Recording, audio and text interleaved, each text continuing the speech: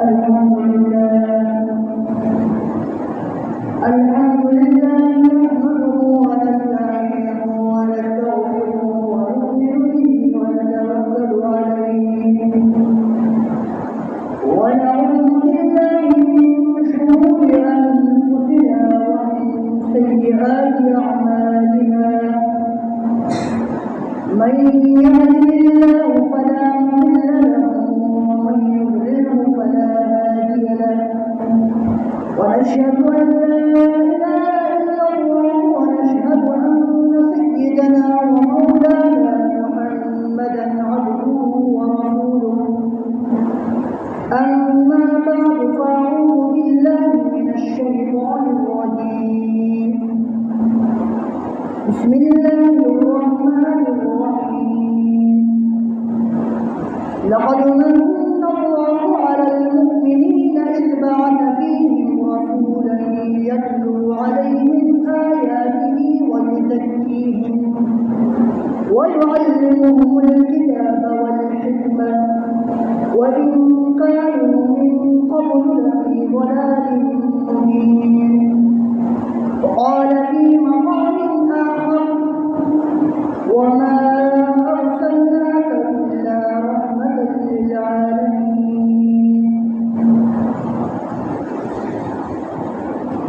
وجوها تسري آخرين أشباك الدنيا وجوها تسري آخرين أشباك الدنيا اندھیروں سے نکل کر روشنی میں آ گئی دنیا بجھے چہروں پہ زنگ اترا ستے چہروں پہ ڈوب آیا حضور آئے تو انسانوں کو جینے کا شعور آیا میرے انتہائی واجب الاحترام معزز سامعین کرام اسلامی مہینہ کا اعتبار سے کہ ربیع الاول کا مہینہ چل رہا ہے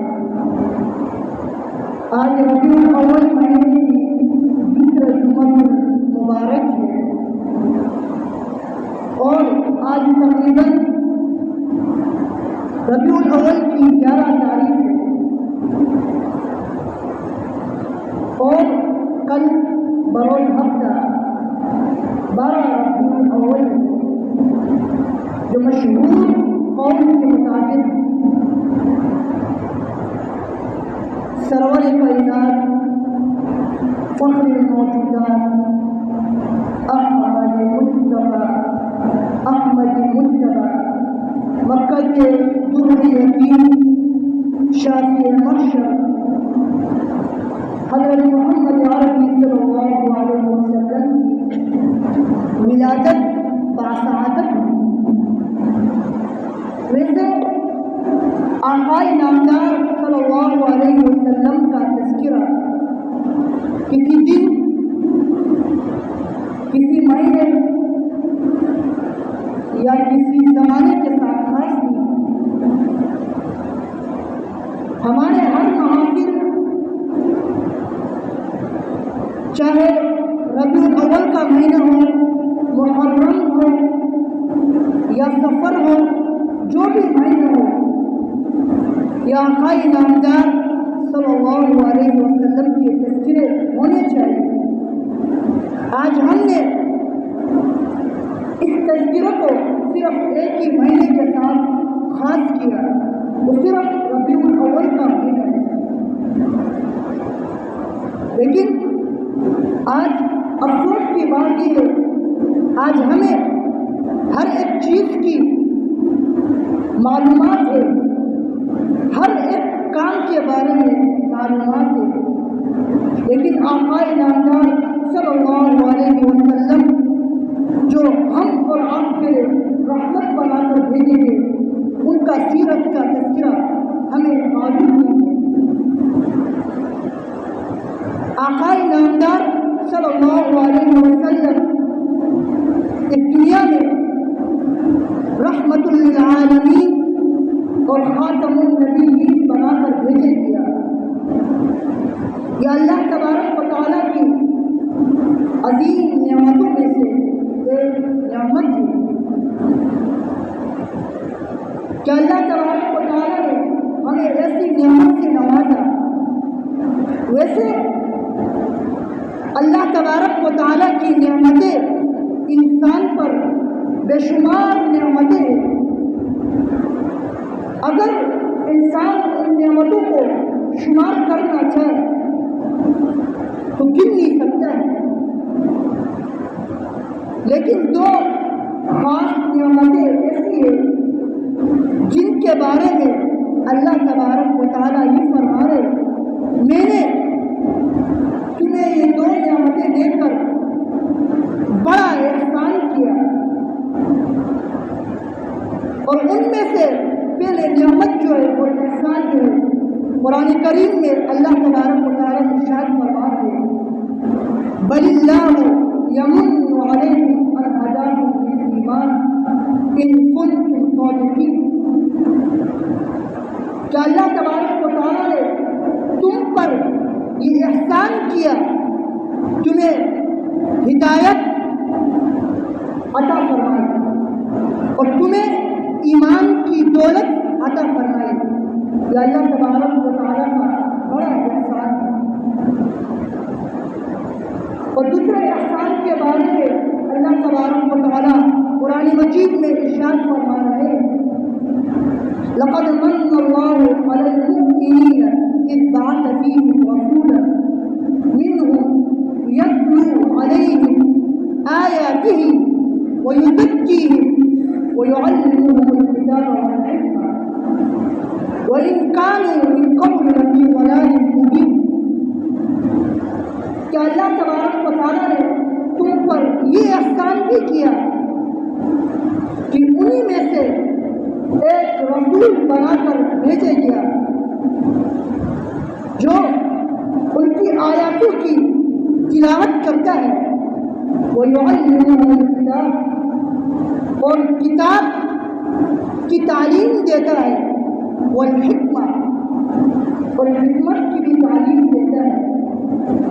وَإِن كَانُوا مِن قَبْلُ لَفِي ضَلَالٍ مُبِينٍ، اس سے پہلے یہ لوگ کھلی گمراہی میں تھے۔ یا اللہ تبارک و تعالیٰ ان دو آیاتوں میں یہ بیان فرما رہے ہیں کہ میں نے تمہیں دو ایسے عظیم نعمتوں سے نوازا، اور ان میں سے پہلے نعمت جو ہے وہ یہ کہ اپنا رسول بنا کر بھیجا گیا، اور دوسری نعمت یہ عطا فرمائی کہ اس رسول پر ایمان لانے کی توفیق عطا فرمائی۔ بالفاظ دیگر دوسرے الفاظ میں آپ یوں بھی کہہ سکتے ہیں کہ ایک نعمت یہ تھی کہ اپنا حبیب عطا فرمایا، اور دوسرا اپنا حبیب پر ایمان لانے کی توفیق عطا فرمایا۔ اگر دیکھا جائے تو ہمیں جو ایمان ملا یہ آپ صلی اللہ علیہ وسلم کی زندگی کی وجہ سے ملا ہے۔ میرے اور بلکہ سارے عالم کے لیے آپ صلی اللہ علیہ وسلم کو دنیا میں مبعوث فرمایا، یہ اللہ تبارک و تعالیٰ کی بڑی عظیم نعمت ہے، اس کی ہم قدر کریں۔ آپ صلی اللہ علیہ وسلم کی دنیا میں آمد سے پہلے یہ ہر طرف جہالت ہی جہالت تھی، قتل و غارت عام تھی، شرک اور بت پرستی یہ عام تھی، یہ دنیا کی ہر خرابی اور جہالت عام تھی۔ آپ صلی اللہ علیہ وسلم جن کی طرف مبعوث فرمایا، اس دور کی جاہلیت کا اندازہ اس بات سے لگایا جا سکتا ہے کہ اس دور کا نام ہی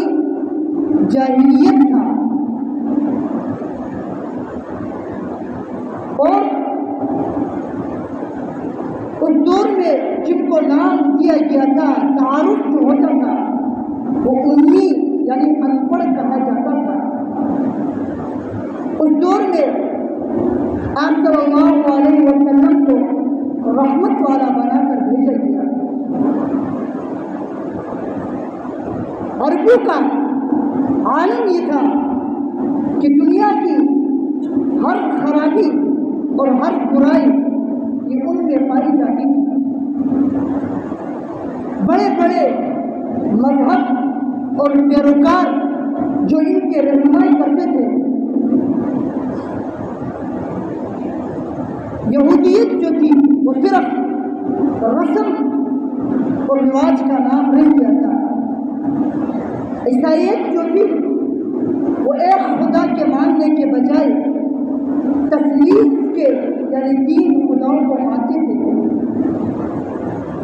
عربوں میں مذہب کا یہ عالم تھا کہ سارا عرب شرک اور بت پرستی میں مبتلا تھے،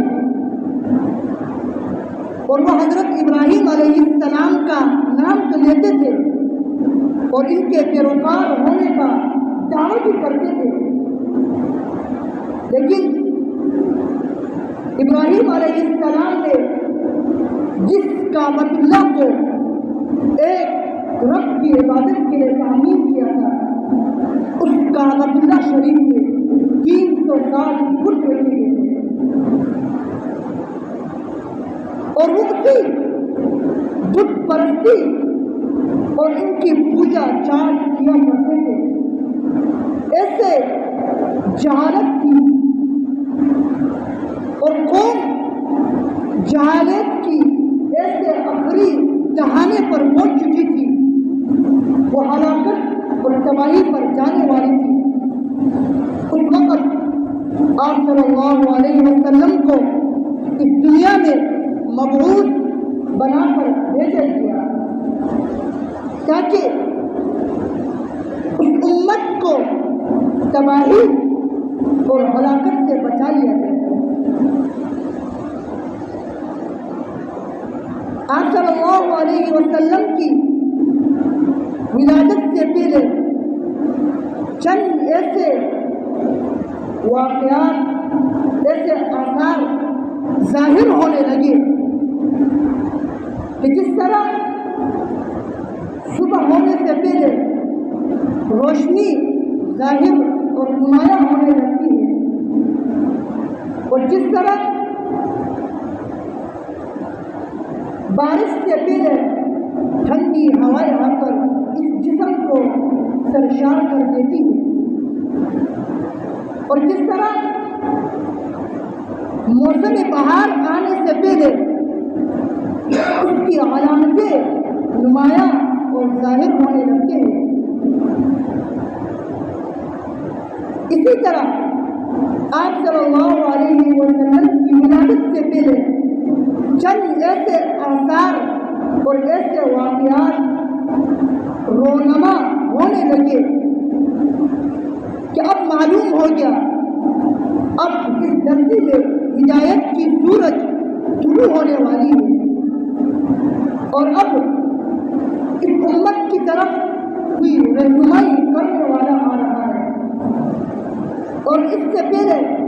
ایک واقعہ رونما ہوا جسے اصحاب الفیل کہا جاتا ہے، یعنی فیل عربی کا لفظ ہے، اس کا معنی ہے ہاتھوں والا واقعہ۔ یہ آپ صلی اللہ علیہ وسلم کی پیدائش سے تقریباً 50 یا 55 دن پہلے یہ واقعہ پیش آیا۔ صنعاء کا بادشاہ جنہیں ابراہہ کہا جاتا ہے، اور یہ واقعہ قرآن مجید میں ایک سورت اس واقعے کے اوپر اللہ تبارک و تعالیٰ نے نازل کی، جسے سورۃ الفیل کہا جاتا ہے۔ یمن اور صنعاء کا بادشاہ جنہیں ابراہہ کہا جاتا ہے، اور جس وقت مسلمانوں کو کعبۃ اللہ کی طرف زیادہ مائل ہونے لگے اور زیادہ شوق اور عبادت کرنے لگے۔ ابرہہ کے دل میں یہ خیال آیا کہ میں صنعاء شہر میں ایک ایسے گرجا نما تعمیر کروں کہ سارے لوگ کعبۃ اللہ کے بجائے اس گرجے کی طرف مائل ہونے لگے اور اس کی عبادت کرنے لگے۔ اور انہوں نے ایک خوبصورت گرجا تعمیر کی۔ حالانکہ اس وقت کعبۃ اللہ کوئی خوبصورتی نہیں تھی، صرف وہ اللہ تبارک و تعالیٰ کا گھر تھا، لیکن عرب ایسے شرک اور بت پرستی میں ایسے مبتلا تھے، لیکن ان کے ہاں بھی کعبۃ اللہ کی قدر و عظمت اپنی جگہ تھی۔ اور انہوں نے جب خوبصورت گرجا تعمیر کر لی اور جب ان لوگوں کو معلوم ہوا تو ایک بندے نے جا کر اسی گرجا نما میں گندگی پھیلائی۔ جب ابرہہ کو یہ معلوم ہوا کہ میرے گرجا نما میں انہوں نے گندگی پھیلائی تو انہوں نے اپنے فوج اور ہاتھیوں سمیت لشکر لے کر نعوذ باللہ اس بیت اللہ کو ڈھانے اور گرانے کی نیت سے نکلا۔ راستے میں آ کر ایک جگہ ٹھکانہ رکھ دیا اور پڑاؤ ڈال دیا۔ وہاں پر کچھ اونٹ چل رہے تھے اور ان کو معلوم ہوا یہ اونٹ خواجہ عبد المطلب کے تھے جو اس وقت کعبۃ اللہ کے متولی تھے، اور انہوں نے اس اونٹ کو اپنے قبضے میں لیا۔ تقریباً 200 اونٹ تھے، انہوں نے اپنے قبضے میں لیا۔ جب اونٹ کو اپنے قبضے میں لیا تو جب عبد المطلب کو یہ معلوم ہوا کہ ابرہہ نے میرے اونٹ کو قبضے میں لیا، وہ آ کر عبد المطلب ابرہہ سے مخاطب ہوا اور انہوں نے ارشاد فرمایا کہ کس ارادے سے میرے پاس آئے؟ انہوں نے کہا کہ مجھے معلوم ہوا کہ آپ نے میرے اونٹ کو اپنے قبضے میں لیا۔ انہوں نے کہا کہ یہ اپنے اونٹ کی فکر میں یہاں آیا، میں کعبۃ اللہ کے گرانے کے نیت سے آیا ہوں۔ خواجہ عبد المطلب نے جواب دیا یہ اونٹ کا مالک تو میں ہوں، اونٹ مجھے حوالے کیجیے گا۔ یہ کعبۃ اللہ کا مالک اللہ ہے، اللہ خود اپنے گھر کی حفاظت کرے گا۔ یہ کہہ کر عبد المطلب نے انہیں ہٹ کر راستے دیا۔ جیسے وہ لاؤ لشکر اور ہاتھوں سمیت کعبۃ اللہ کو گرانے کی نیت سے جب داخل ہوا، اللہ تبارک و تعالیٰ نے پرندوں کو جنہیں قرآن کریم میں ابابیل کہا گیا ان کو بھیجا کیا، اور ہر ایک کی چونچ میں ایک کنکری تھی۔ وہ کنکری اس لشکر پر ایسے برسے، وہ ایک چھوٹی کنکری نے ان کو ایسے بارودی گولوں کا کام کیا، سارا لشکر تباہ و برباد ہو گیا۔ صرف نگاروں نے یہ واقعہ دیکھا کہ واقعہ اس لیے پیش اور رونما ہوا کہ اس واقعے میں آپ صلی اللہ علیہ وسلم قریش والوں کی یعنی کعبۃ اللہ کی حفاظت اور ابرہہ کی لشکر کی تباہی اور بربادی یہ ان کی مدد اور قدرت تھی۔ اس سیرت کا اس وقت آپ صلی اللہ علیہ وسلم کی پیدائش ہوئی۔ آپ صلی اللہ علیہ وسلم مشہور قول کے مطابق 12 ربیع الاول پیر کے دن اسی لیے آپ کی یوم ولادت آپ کی ولادت اس میں تو سب کا اتفاق ہے کہ آپ کی ولادت ربیع الاول عید کے دن میں ہوئی، لیکن تاریخ میں ائمہ کا اختلاف ہے، لیکن ربیع الاول کی کس تاریخ میں آپ کا ولادت ہوئی؟ مشہور قول کے مطابق آپ کی ولادت 12 ربیع الاول کو ہوئی، لیکن صحیح اور قطعی طور پر اس کا علم اللہ تبارک و تعالیٰ ہی کو۔ ان سیرت کا آپ صلی اللہ علیہ وسلم کے اخلاق، عادات اور اقوال کا بیان کرنے کا مقصد یہ ہوتا ہے کہ ہم کسی کو اپنے عملی زندگی میں لائیں اور ان کے مطابق زندگی گزاریں۔ آج دین صرف رسم اور رواج کا نام بن گیا، حالانکہ آپ صلی اللہ علیہ وسلم کے شان و شوکت، آپ کے اخلاق، آپ کے محاسن کا تذکرہ کیا جائے یہ کسی وقت، کسی زمانے یا کسی مہینے کے ساتھ خاص نہیں ہے، لیکن یہ تذکرہ اس وقت